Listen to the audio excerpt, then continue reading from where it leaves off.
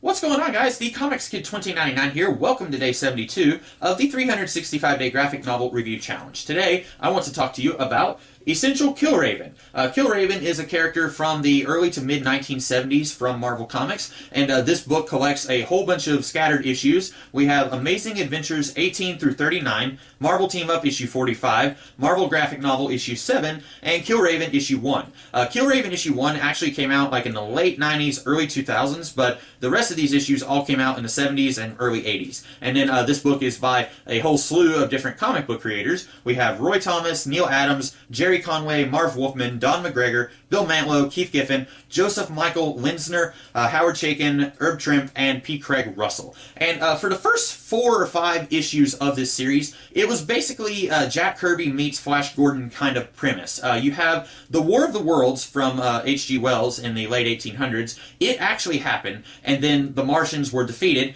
and then according to the premise of this series, they come back in the early 2000s, and then they conquer Earth. And then about 20 or 40 years later, you have this small group of resistance fighters who are human beings who all grew up in the slave pens underneath the Martians, and now they are waging guerrilla war against the Martians. And they are led by Killraven, who is kind of this typical sci-fi action hero. And like I said, for the first 4 or 5 issues, it's basically just a dumb, fun, science fiction action comic. And it's really awesome. Like I said, it feels a lot like Jack Kirby and Flash Gordon put together.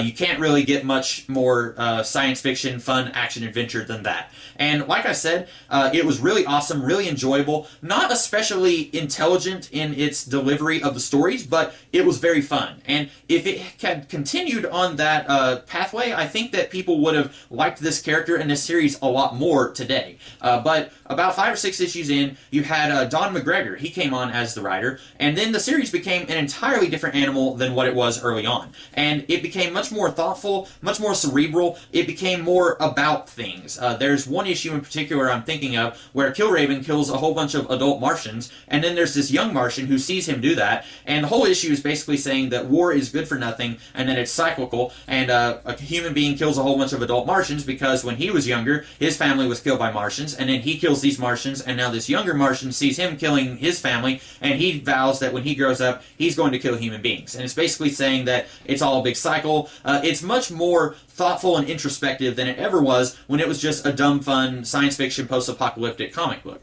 And the thing is, I really love this comic book. I really love all of it. I love both different sides of this. And that's very interesting because when I read Don McGregor's Black Panther series, I just could not get into that series. It was very boring. It was very wordy. It was just really pretentious, I thought. I just could not get into his Black Panther series. But this Killraven series, I absolutely love it.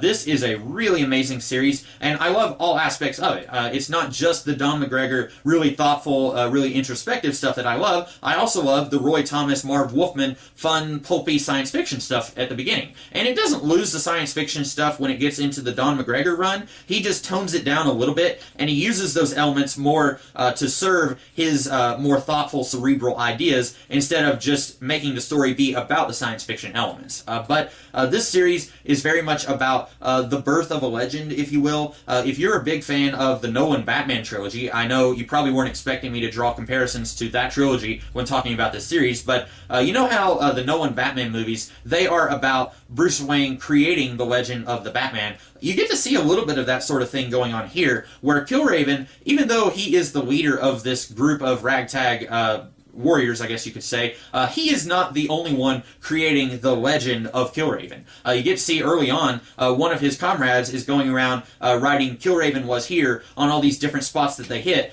kind of increasing the legend of Killraven, kind of helping to spread the word, and kind of making Killraven into more than what he is. And I think that's really interesting and fascinating, and you get to see that idea played out in movies sometimes. Like I said, the Nolan Batman movie, that Hercules movie with Dwayne Johnson did that a little bit, but I get to say here, I think that it's even better than I've seen it done in most movies where I see that kind of idea play out. I really like that idea. I really like the idea of this guy who is growing up in this world, and he's not entirely sure that his actions are the right actions, but he continues doing what he's doing because he doesn't think that anything else that he could be doing would be any better. Because you've got this character, Carmilla Frost, who is kind of sort of, I don't want to say an antagonist, but she's definitely challenging everything that Killraven does. Like like in that issue where it talks about how war really isn't good for anything, Carmilla Frost is definitely saying, you really shouldn't be doing this. You really shouldn't be continuing the cycle of war. And Killraven is basically saying, if I don't do this, then what am I good for? What am I here to do? This is really my purpose in life. I really like the relationship that they have here. It's a very hostile relationship. It's not a romantic relationship at all because Carmilla Frost ends up getting with Killraven's best friend. But I really like their relationship. It's a very interesting one, a very complex relationship. You wouldn't expect to see this sort of complexity in comic books from the 1970s.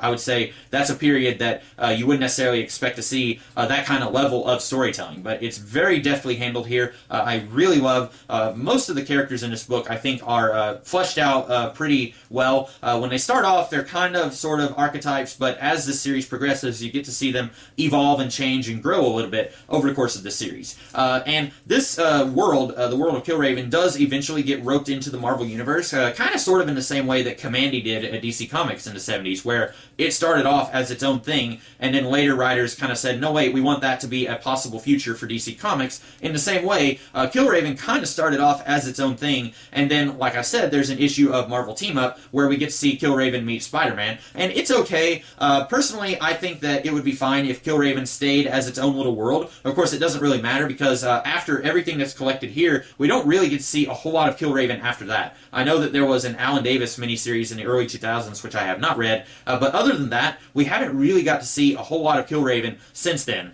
So I guess it doesn't really matter that he has been roped into the Marvel Universe, but for me personally, I don't really have to see Killraven meet the Avengers or the X-Men or whatever. I don't really have to see young Killraven exist in the Marvel Universe, for instance. But I really like the idea of Killraven in his world fighting Martians. Not really sure if that's the right thing to do, but also not really sure what else he can do if he doesn't do that. I think that this is an extraordinary series. This is truly a masterpiece in both terms of art, in terms of writing. I really think if you haven't ever even heard of this series, definitely check this out. And if you have heard of it, but you're thinking, I don't really know if that's for me, go ahead and give it a shot. I think it's worth reading. Definitely something that I don't think that you're going to regret. So those are my thoughts on Essential Killraven. I hope that you guys liked this video, and if you did, be sure to like, share, comment, and subscribe, and I will be back tomorrow with a different review. In the meantime, you guys have a great rest of the day, and I will catch you later. Have a good one.